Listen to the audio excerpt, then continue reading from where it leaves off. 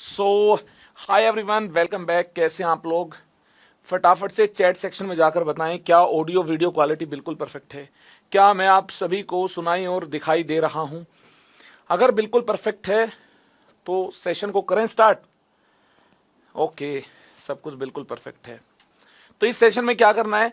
इस सेशन में optical isomerism का ये लास्ट सेशन है, तो हम बात कर रहे होंगे थ्रियोज इरिथ्रोज की।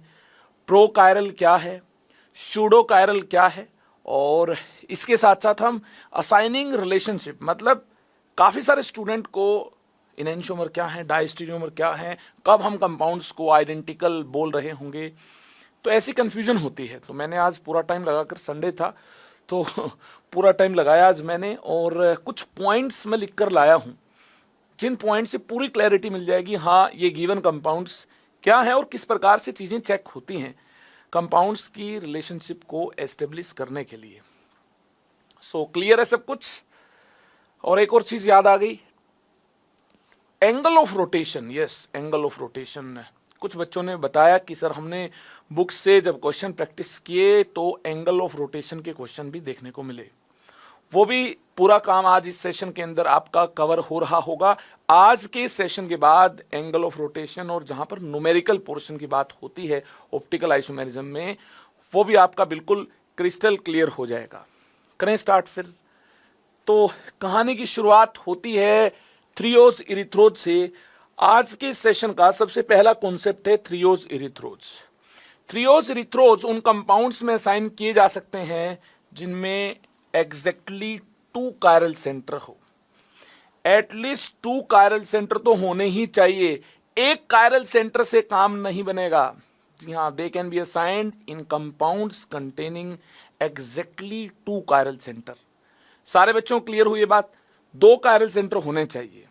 इफ लार्जर एटम और ग्रुप, जो बड़ा एटम और ग्रुप है जिसकी प्रियोरिटी ज्यादा है, लार्जर एटम और group at chiral centre is on same side, और ये 2 होंगे लार्जर एटम्स और जो ग्रुप्स की बात की गई है ये 2 होंगे अगल बगल कायरल सेंटर पर होंगे, are present on same side.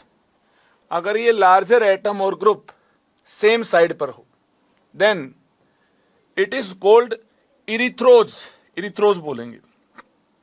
और अपोजिट साइड हो, otherwise isomer is called threose. Opposite side हो थ्रियोज, ठीक है। ई का मीनिंग है एक साथ। ऐसे देसी अंदाज में याद करें, लंबे टाइम में आपको चीजें क्लियर रहेंगी। ई का मीनिंग है एक साथ, ठीक है ना, एक साथ हूं, सेम साइड हूं। और टी का मीनिंग है टेढ़े हूं, डिफरेंट साइड हूं, है ना, टेढ़े हूं, सीधे ना हूं, एक साइड ना हूं, ठीक है ना, ऐसे ना हूं, इससे कुछ अलग हूं, टेढ़े हूं। तो टी का मतलब ये है। तो ऐसे याद रखिए और इससे आप कभी नहीं भूलेंगे। जैसे कि आपके सामने ये 2 कायरल सेंटर का एक शानदार सा कंपाउंड है। इसमें OH OH फिशर प्रोजेक्शन में एक साथ है, एक साथ है ना। हाँ, फिशर बना ले, वेज डैश दे रखी तो फिशर में आप कन्वर्ट कर ले, एक साथ है ना ये। अरे देखो एक साथ है ये, बिल्कुल एक साथ है। तो क्या हुआ ये इरिथ्रोज हुआ, इरिथ्रोज हुआ, इरिथ्रोज हुआ ये, ठीक है। और ये देखना डिफरेंट साइड है, टेढ़ा मेढ़ा लग रहा है ये, है ना, तो ये थ्रियोज हुआ, थ्रियोज हुआ। यहां देखिए एक साथ है, बिल्कुल है। क्या हुआ? इरिथ्रोज हुआ, इरिथ्रोज हुआ।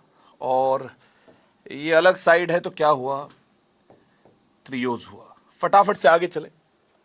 ये क्या है? लार्जर एटम और ग्रुप जो हैं ये अपोजिट साइड हैं, अलग भी हो सकते हैं। तो टेढ़ा मेढ़ा है तो थ्रियोज हुआ, थ्रियोज हुआ, ठीक है जी। वेज डैश दिया है तो क्या करें, आप इसको फिशर में कन्वर्ट कर लें। ये इधर, ये इधर, और CH3 ये हो जाएगा, इधर हो जाएगा, है ना, OH बीच में आ गया एक कायरल सेंटर, नहीं कायरल नहीं है बीच में, इसके बाद है कायरल सेंटर, है ना, बीच में आ गया CH2 और फिर है कायरल सेंटर। OH इस तरफ है, इस तरफ है, राइट साइड है। आपने इसको, इसका सिर आपने इस तरफ मान लिया है ना, किसी तरफ भी मान सकते हैं, क्योंकि हायर प्रायोरिटी का जो OH है इधर भी है और इधर भी है, तो मैंने इसका सिर इस तरफ मान लिया, ठीक है। इंसान ऐसे लेटा हुआ है, फिर मैंने इसको इस प्रकार से ऊपर उठा दिया, ठीक है ना, ऐसे उठा दिया। तो इसको ऊपर उठाया तो ये कैसा हो गया, आपके अंडरस्टैंडिंग के लिए मैं बता रहा हूं, ये ऐसा हो गया, ठीक है ना, आप इमेजिन कर पाएंगे फिर इसको।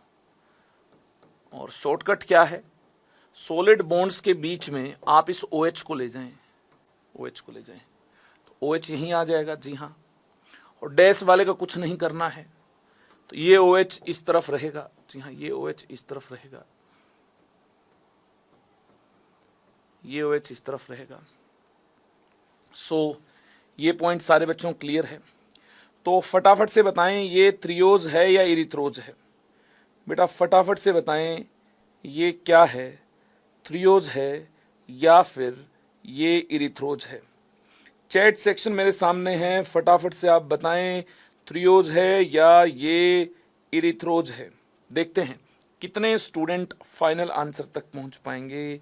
ये गिवन कंपाउंड जिसका मैंने वेज डैश से फिशर बना लिया है, ये क्या है, जी हाँ, जिसका मैंने वेज डैश से फिशर बना लिया है, इसे आप क्या बोलेंगे, बेटा फटाफट से बताएं, फटाफट से बताएं क्या है ये।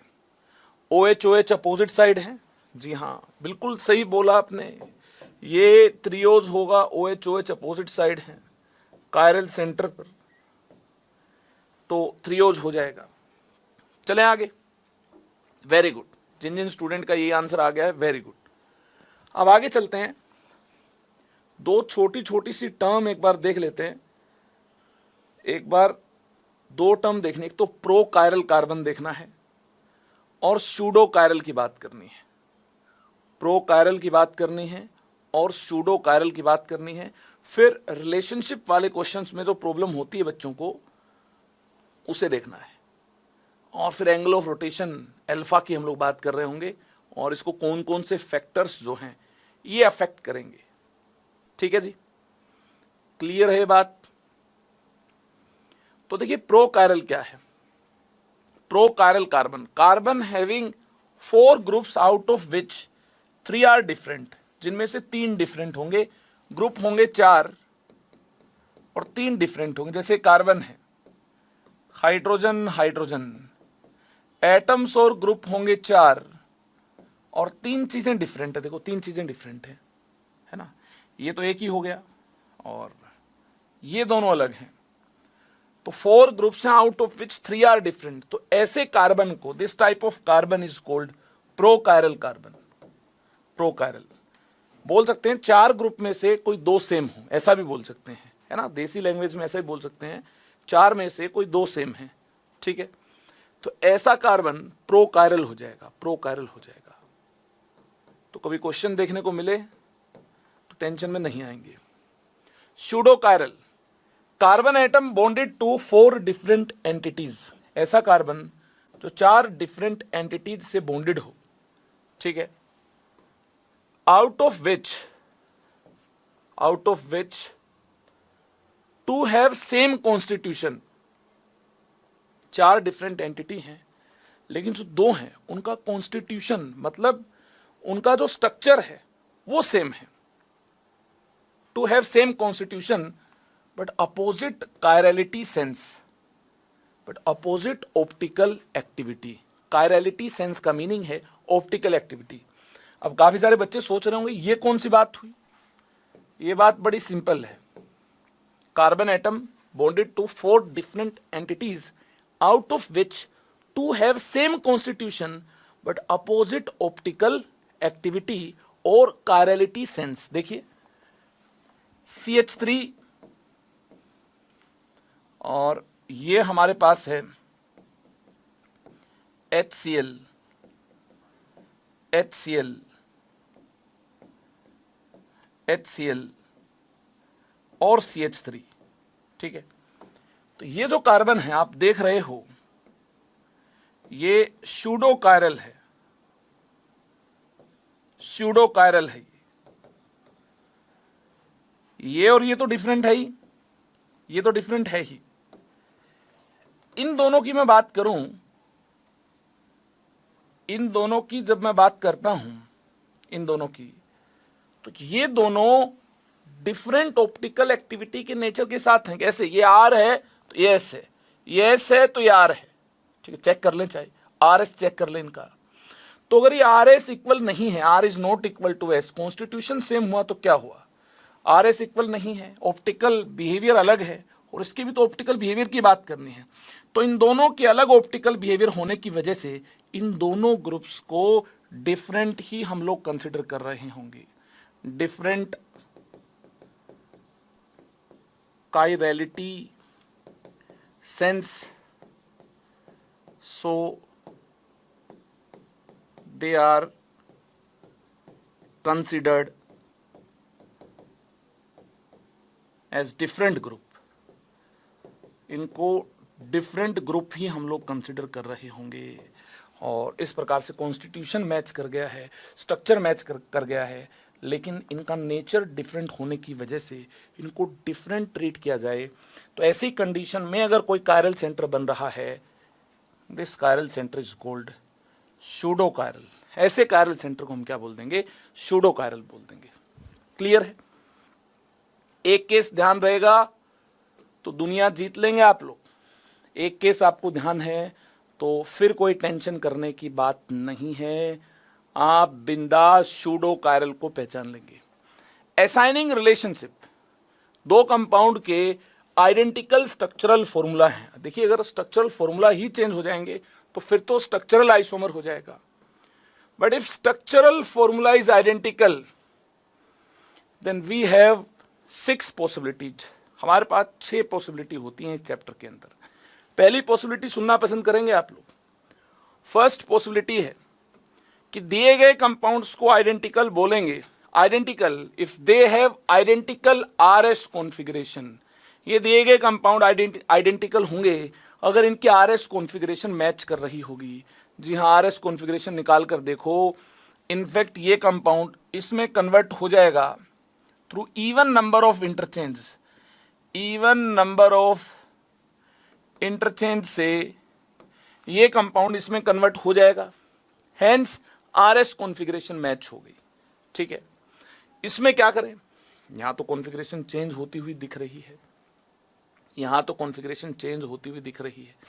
अगर आपको कॉन्फ़िगरेशन चेंज होती हुई दिखाई दे, अगर आपको कॉन्फ़िगरेशन चेंज होती हुई दिखाई दे, एक बार चेक कर लेते हैं कहीं मीजो तो नहीं है, कहीं मीजो आइडेंटिकल होते हैं, वैसा केस तो नहीं है।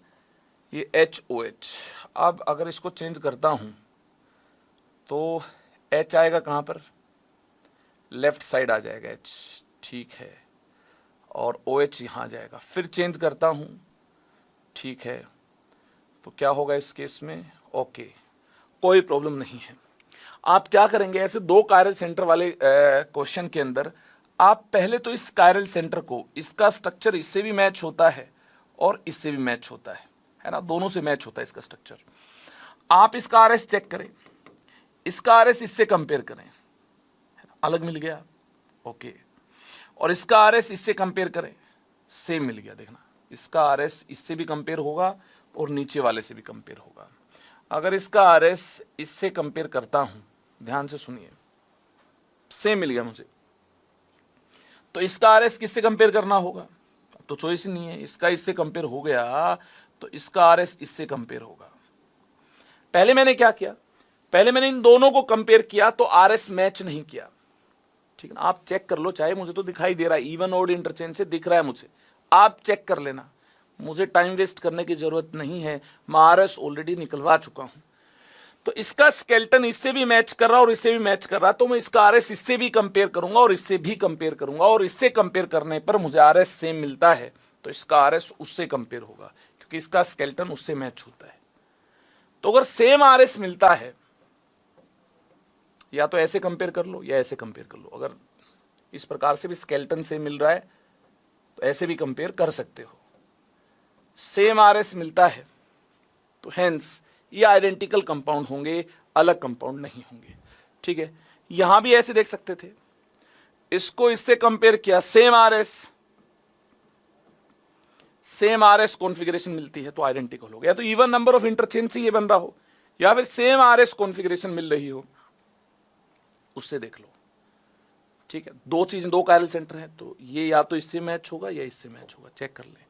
ये अगर इससे मैच हो गया है तो फिर इसको इससे कंपेयर करना है, मैच हो गया इट मींस आइडेंटिकल है।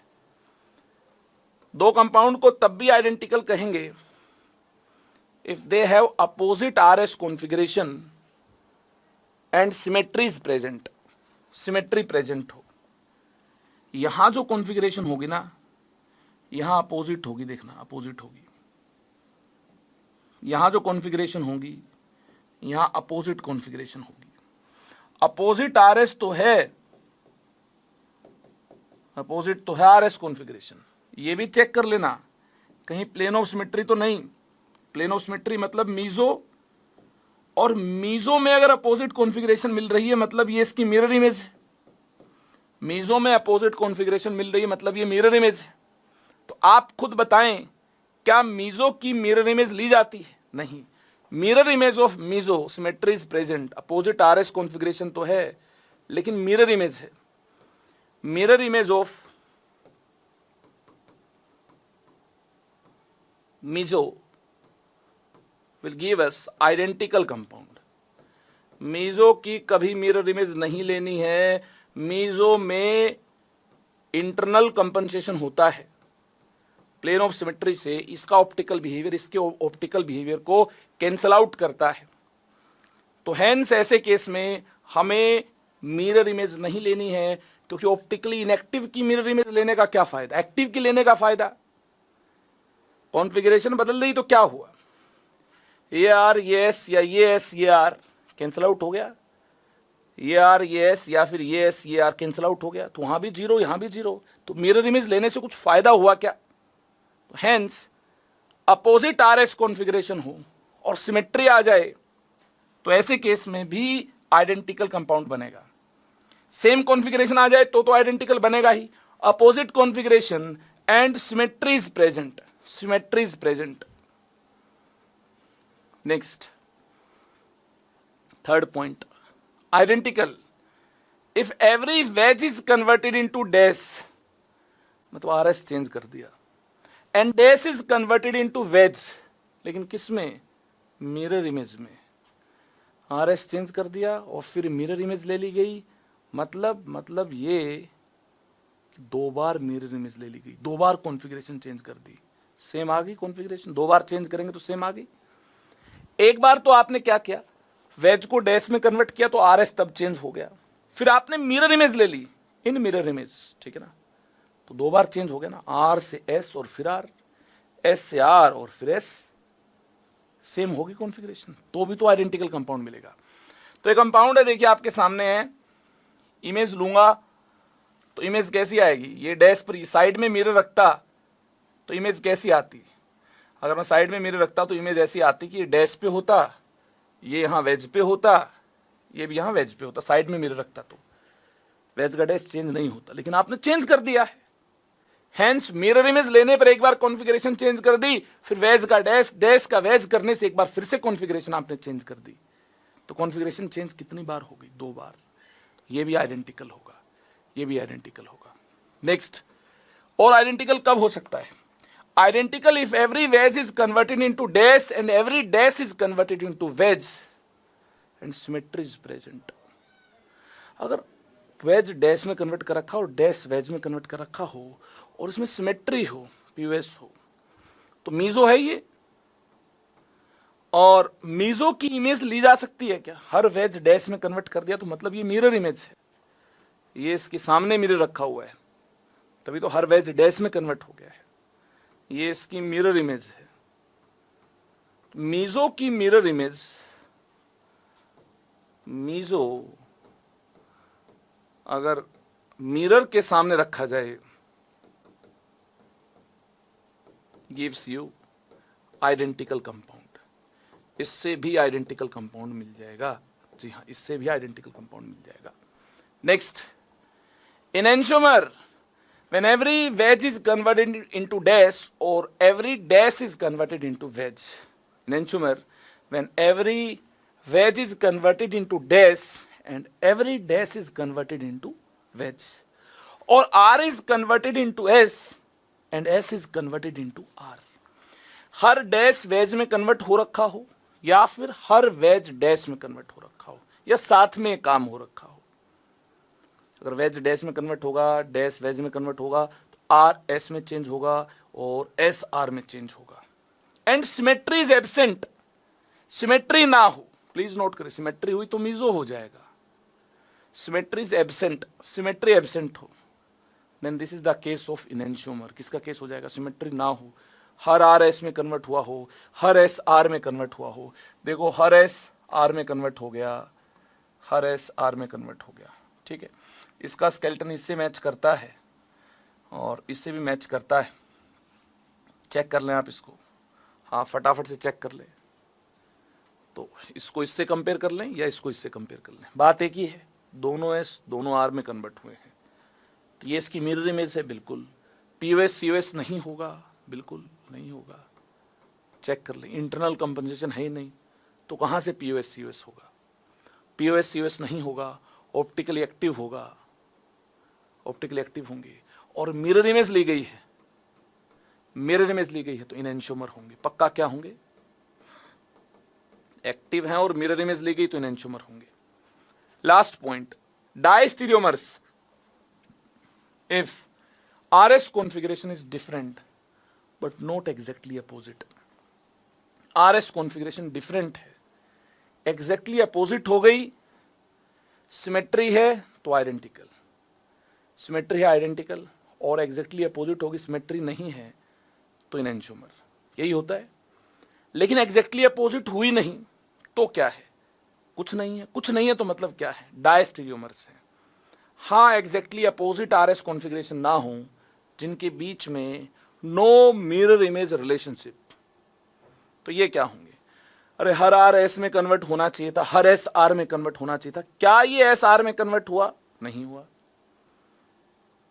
नो मिरर इमेज, हर एस आर में कन्वर्ट नहीं हुआ।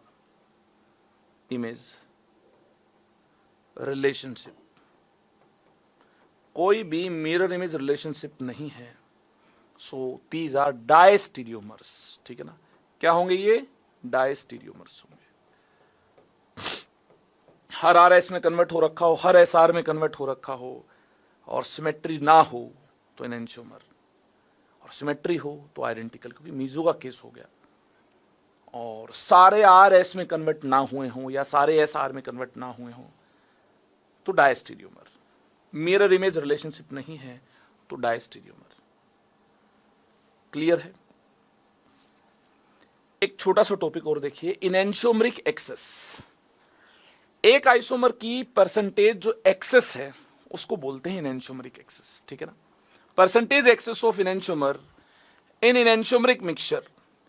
एक इनेंशियोमरिक मिक्सचर में किसी आइसोमर की कितनी परसेंटेज है उसको क्या बोल देंगे?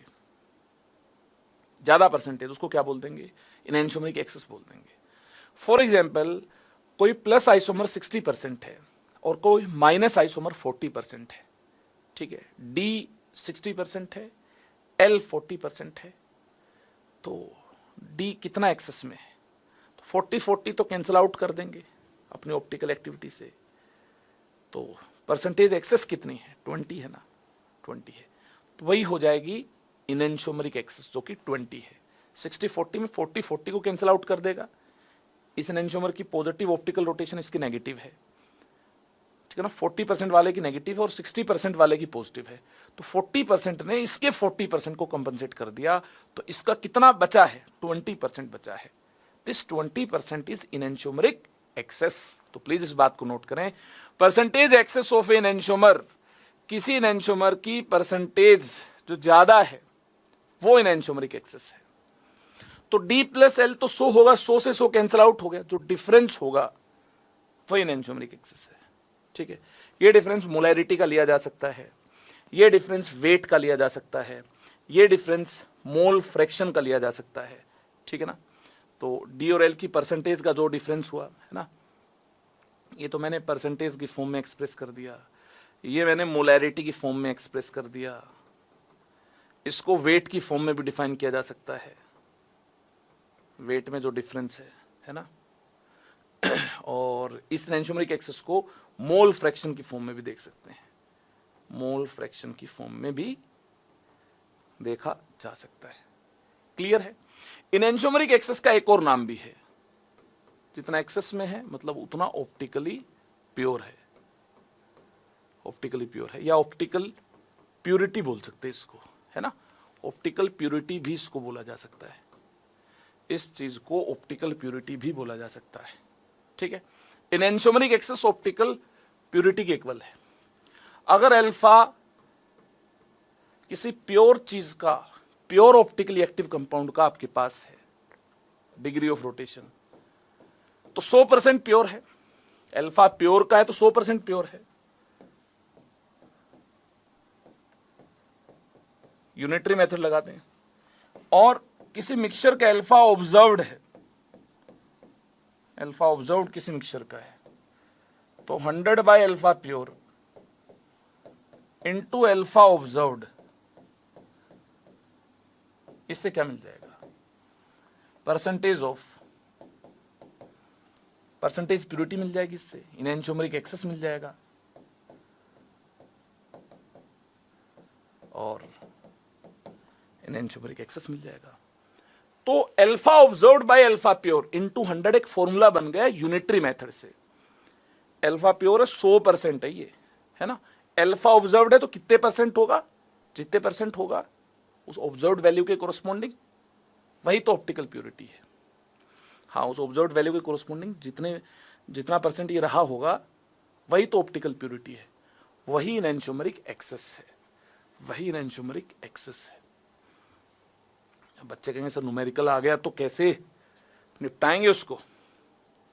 ये देखिए आपके सामने है, आपके सामने है numerical. 2-butanol has optical rotation of 20 degree in pure form.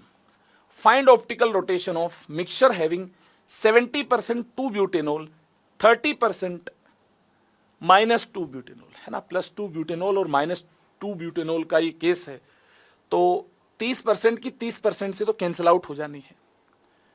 तो परसेंटेज एक्सेस कितना अपने पास? 30 को कैंसिल कर देगा, 40% ऑप्टिकल प्योरिटी है, 40% बचा होगा, ऑप्टिकल प्योरिटी और एनेंटियोमरिक एक्सिस है। ठीक है, 40%, उसको 40 पुट कर दो।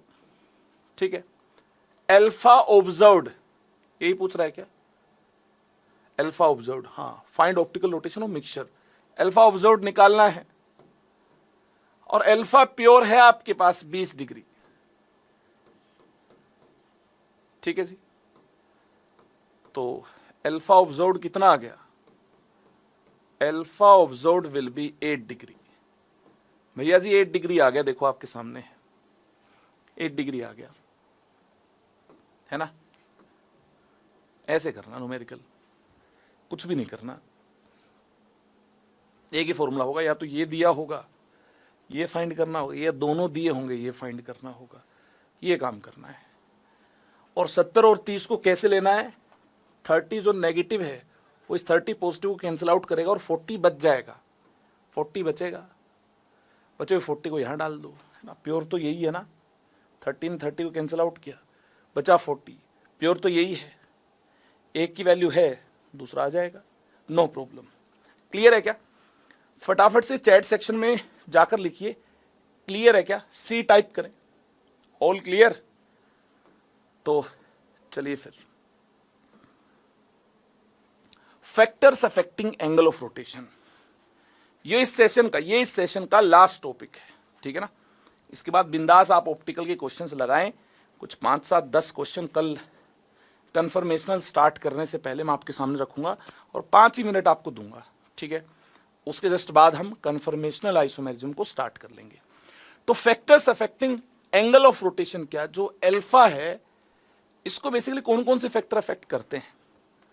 जो पोलैरिमीटर ट्यूब में पीपीएल प्लेन पोलराइज्ड लाइट आप यूज करते हो उसकी वेवलेंथ, हाँ उसकी वेवलेंथ भी इफेक्ट करती है।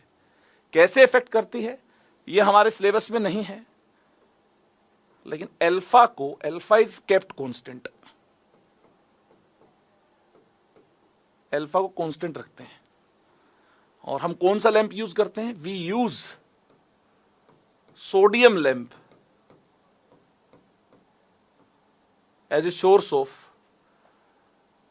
सोडियम लैंप यूज करते हैं पीपीएल के सोर्स के लिए, ठीक है ना। सोडियम लैंप यूज किया जाता है इसके लिए, याद रखेंगे आप। टेम्परेचर स्टैंडर्ड ही कंसिडर करेंगे, स्टैंडर्ड टेम्परेचर इज कंसिडर्ड, ये भी कांस्टेंट लेते हैं। इसका वेरिएशन होगा तो अल्फा इससे भी वेरी कर जाएगा, लेकिन हम इसको कांस्टेंट लेते हैं।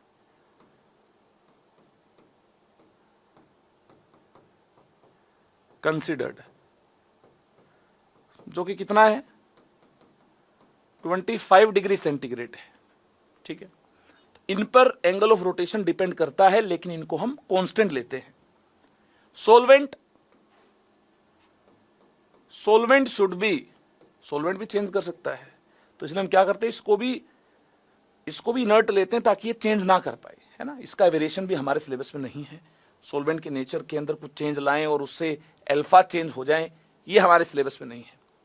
जो सोलवेंट है it should be chemically inert, chemically and optically inert, इसको इनर्ट लेते हैं, ठीक है। हमारे सिलेबस में जो वेरिएशन देखो, अल्फा इन तीनों पर डिपेंड करता है, लेकिन इन तीनों चीज को वेरी नहीं करवाते हैं क्योंकि इनका वेरिएशन हमारे सिलेबस में है नहीं। जो वेरी करवाते हैं वो कॉन्सेंट्रेशन है, प्लीज नोट करें। जो अल्फा है ये कॉन्सेंट्रेशन पर डिपेंड करता है और ये हमारे सिलेबस में है, very important. Alpha is directly related to C, ज्यादा कॉन्सेंट्रेशन लेंगे तो कंपाउंड का ज्यादा फील्ड होगा और लाइट को ज्यादा चेंज करेगा, है ना, कॉन्सेंट्रेशन के साथ। और इंपॉर्टेंट बात ये है, जो कॉन्सेंट्रेशन है ये ग्राम पर एमएल में लेते हैं, ग्राम पर एमएल में। लेंथ ऑफ पोलैरिमीटर ट्यूब, ये भी इंपॉर्टेंट है। ट्यूब लंबी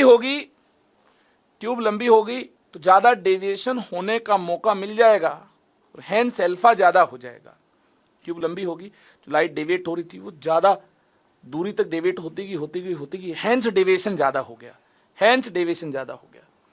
जो अल्फा है ये लेंथ ऑफ पोलैरिमीटर ट्यूब पर भी डिपेंड कर रहा होगा और लेंथ को डेसीमीटर में लेना है, लेंथ को डेसीमीटर में लेना है। तो यहां से अगर कंक्लूड किया जाए अल्फा सी के साथ भी प्रोपोर्शनल है और अल्फा एल के साथ भी प्रोपोर्शनल है, 1 और 2 को अगर हम मिला दें, फ्रॉम 1 और 2 क्या मिलेगा भाई? Alpha is proportional to C into L, alpha is proportional to C into L. अगर हम इस प्रोपोर्शनैलिटी को यहां से डिस्ट्रॉय कर दें तो alpha is equal to alpha naught, alpha is equal to alpha naught proportionality constant C into L. Alpha naught is specific angle of rotation, specific angle of rotation, ये स्पेसिफिक एंगल ऑफ रोटेशन है। और इस formula में सी एक बार फिर से याद दिलाना चाहूंगा, ये ग्राम पर एमएल में है और लेंथ डेसीमीटर में है। जिन बच्चों को डेसीमीटर में प्रॉब्लम है, 1 डेसीमीटर इज 10 सेंटीमीटर और 1 डेसीमीटर इज 0.1 मीटर, इस बात को नोट कर लें। जिनको प्रॉब्लम है प्लीज इस बात को नोट कर लें। अब अगर ये आ जाए टेस्ट में, सब्जेक्टिव में, ऑब्जेक्टिव में तो नहीं आएगा, स्टेटमेंट बेस्ड आ सकता है। जो अल्फा नोट इसको डिफाइन करना है, define alpha note, define alpha note. तो बेटा इसकी डेफिनेशन बनेगी, it is angle of rotation, it is angle of rotation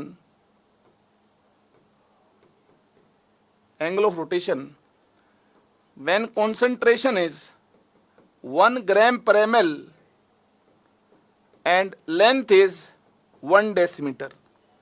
जब concentration इतनी हो और length ये हो, दोनों 1 डालना एक बार, and we get alpha is equal to alpha naught.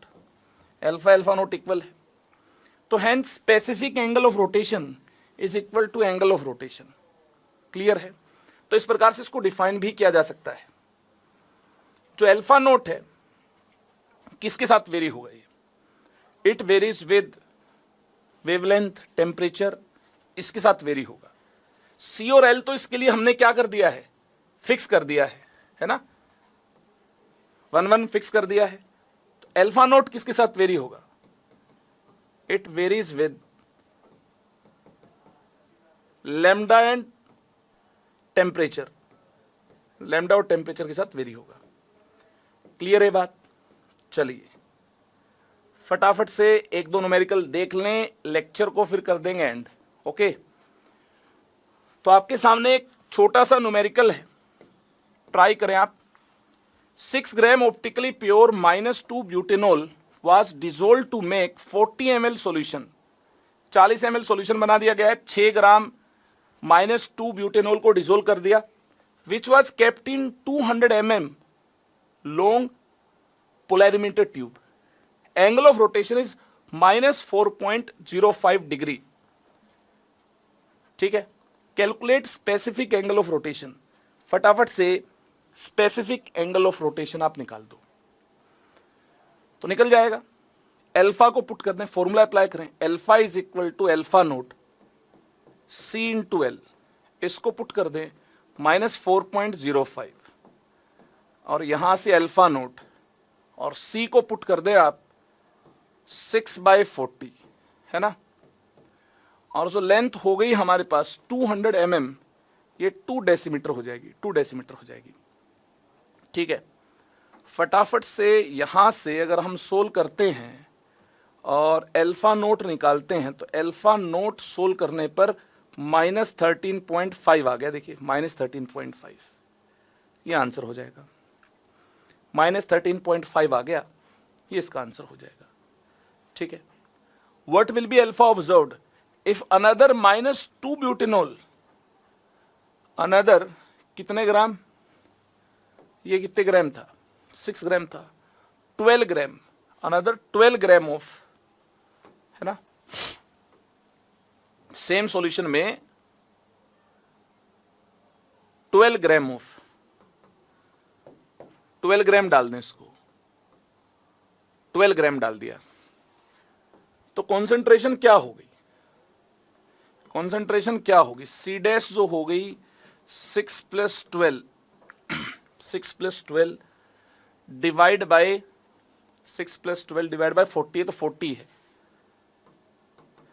18/40, तो 6/40 से 18/40 मीन्स 3 टाइम्स. कॉन्सेंट्रेशन 3 टाइम्स, तो अल्फा भी 3 टाइम्स, अल्फा डैश भी, नया जो अल्फा होगा ये भी 3 टाइम्स, ये भी 3 times. Hence alpha dash is equal to -13.5 into 3, ये हो गया 40.5, 40.5, है ना? ऐसे लेंथ चेंज कर दो, हाफ कर दो तो अल्फा हाफ हो जाएगा, डबल कर दो अल्फा डबल हो जाएगा. तो इस प्रकार का क्वेश्चन भी आ सकता है पेपर में.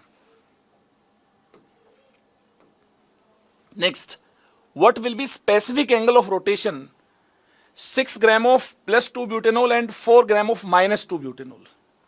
तो प्योर कितने ग्राम होगा? परसेंटेज प्योरिटी निकाल दो इसमें, प्योर कितना होगा? परसेंटेज प्योरिटी क्या होगी? वेट भी पुट कर सकते हैं. 6 - 4/10, है ना? 6 + 4 10 हो गया ना, ये इंटू 100, ये 20% प्योर है. अगर 20% प्योर है तो अल्फा कितना होगा? एंगल ऑफ रोटेशन कितना हो जाएगा इसका? देखिए 100% प्योर था तो ये था 13.5 और 20% प्योर है तो अब स्पेसिफिक एंगल ऑफ रोटेशन इस मिक्सचर का देखेंगे,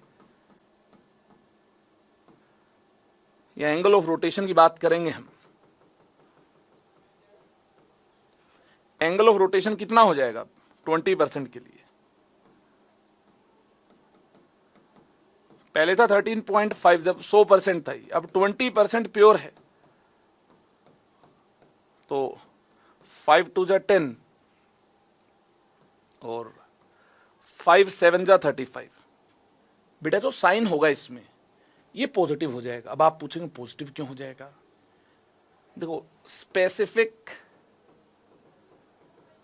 रोटेशन ऑफ प्योर -2 ब्यूटेनॉल सारे बच्चे जानते हैं -13.5 है, लेकिन specific rotation of pure +2 butanol,